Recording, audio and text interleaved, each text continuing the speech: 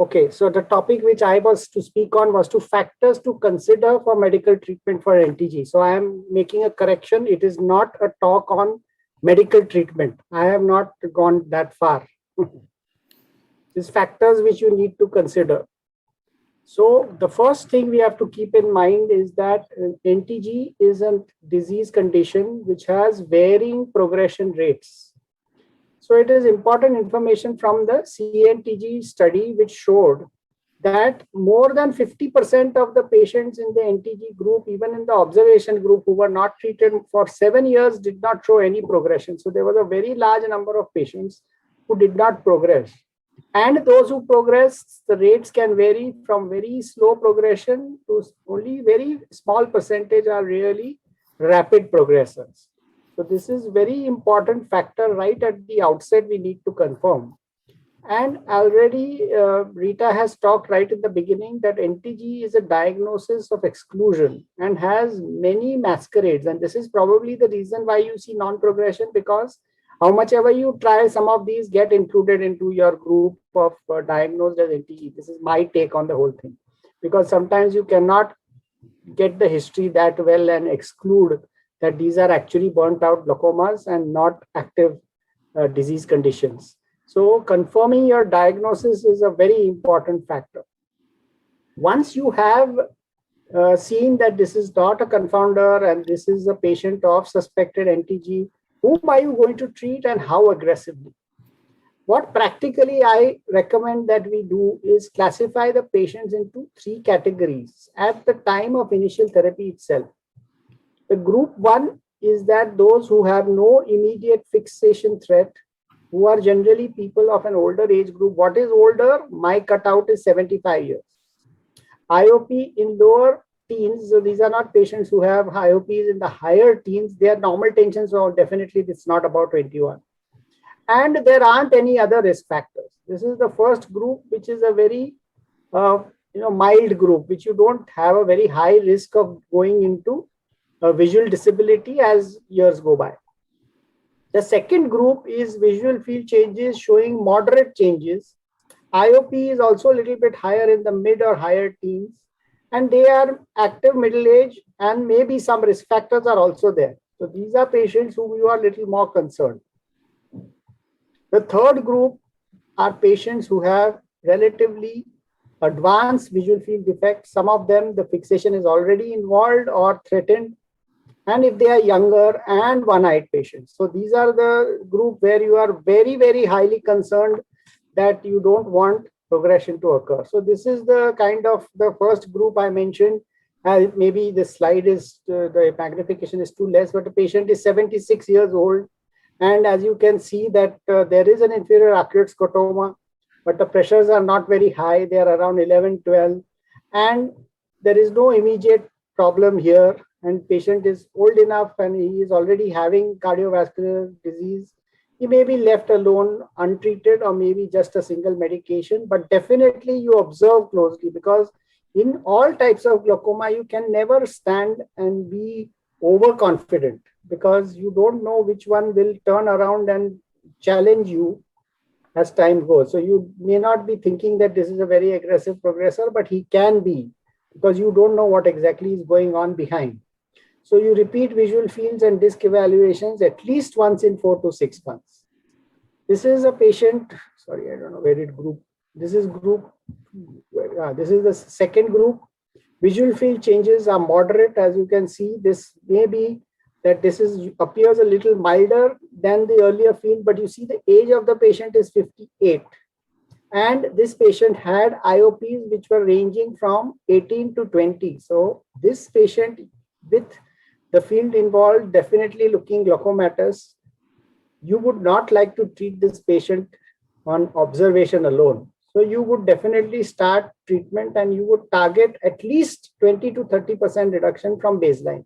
You cannot put absolute figures when you are talking about normal tension glaucoma, but you better put it as a 30% reduction from baseline. So that would be coming to around 4 to 5 millimeters of mercury. So it is 18. So you would like to bring it down definitely to 14 or 13 or 14. And this can be achieved by a single drop. Or if some in the CNGT they did ALT also.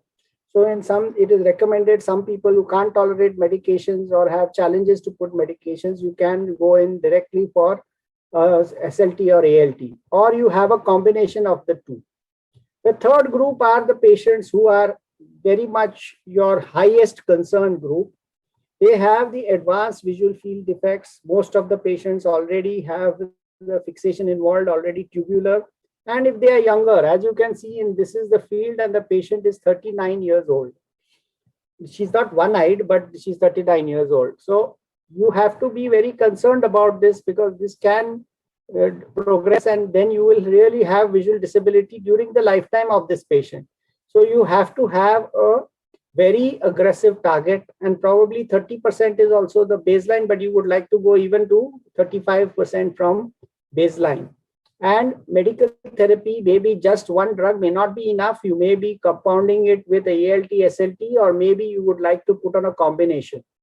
However, trabeculectomy and other surgical interventions, I think Dr. Venkatesh is going to discuss whether there is a role for other interventions, are not directly, never in normal tension glaucoma can you take the liberty of directly advising surgery, because you don't know how this patient is really going to behave. So I would say that in the initial period, you would definitely like to observe. But if you see that there is failure of medical therapy and progression despite therapy, then you would be very consciously considering to do surgery. Now, if you have decided to treat, what is the choice or medical therapy which you choose? Now, you have heard all the speakers before me, and therefore I am going to talk this a little bit more concise, because they have already, Meenakshi has discussed about how the prostaglandins and the carbonic anhydrase are supposed to have some benefit on the ocular blood flow. Here we are preferring to use prostaglandin analogs by far as the first choice of drugs. Now, what are the other choices? Alpha agonists are shown to have probably some neuroprotective effect, and the LOGIT study, which was a study which was done on normal tension glaucoma subgroup and treated with beta blockers and alpha agonists. And over a 7-year period, they showed that for similar pressure levels, the patients on alpha agonists seem to have better visual field stability than those on beta blockers. There were some limitations to the study because there was a big loss of patients due to allergies to alpha agonists. But this is the result which is in front of us, and therefore we are saying that alpha agonists do have some role to play, especially if your patient is able to tolerate them.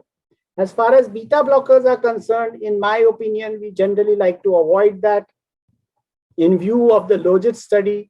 And there are reports about ocular blood flow, is that reduces ocular blood flow, and there are some reports which show that it does not have any effect on the blood flow. So the jury is out. I cannot say for conclusive that it reduces blood flow, but definitely it doesn't seem to be any benefit.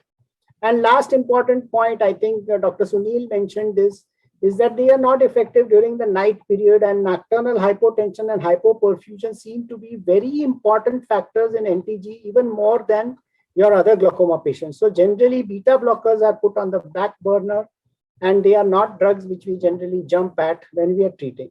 Topical carbonic anhydrase, as a monotherapy, they are not going to be sufficient to give you the 30, 25, 30, and 35% reduction from baseline that you need.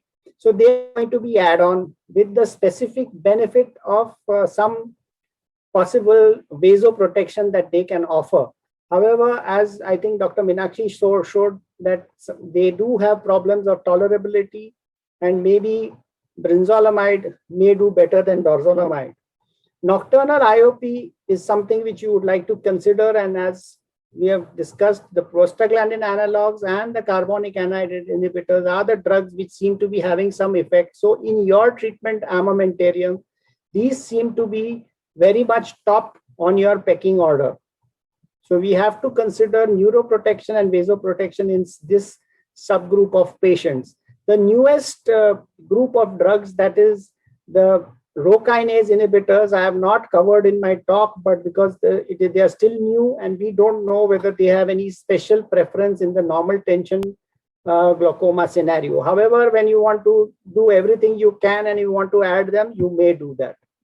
Of course, you have to keep in mind the risk factors which have already been discussed in extent, the nocturnal hypotension and sleep apnea. So I am not going to discuss that anymore. Thank you very much.